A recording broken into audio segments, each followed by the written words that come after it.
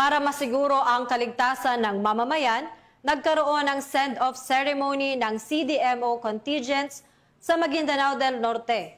Ang report mula kay Patrolwoman Veronica Lagi.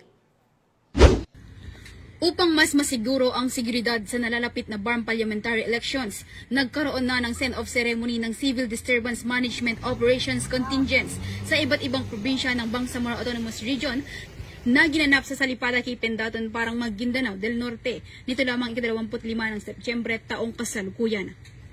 Ang naturang seremonya ay pinangunahan ni Police Colonel Jimwell F. Siason, Deputy Regional Director for Operations ng BAR, na kumatawan kay Police Brigadier General Jason C. de Guzman, Regional Director, na dinaluhan ng mga Provincial Directors at mga Chief of Police.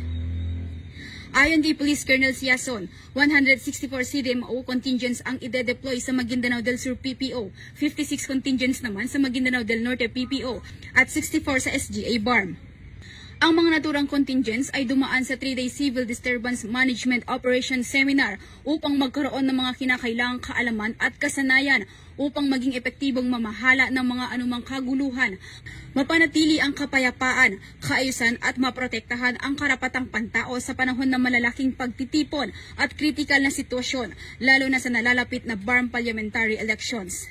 Samantala, ang buong hanay ng kapulisan ng PROBAR ay mas lalong paiigtingin ang paghahanda at pagiging alerto upang agarang matugunan ang mga suliranin ng rehiyon at magkaroon ng ligtas at mapayapang Bangsamoro. Mula rito sa rehiyon ng Bangsamoro, ako ang inyong Police News Network Correspondent, Patrolwoman Veronica Lagi, alagad ng batas, taga-taguyod ng Balitang Pulis.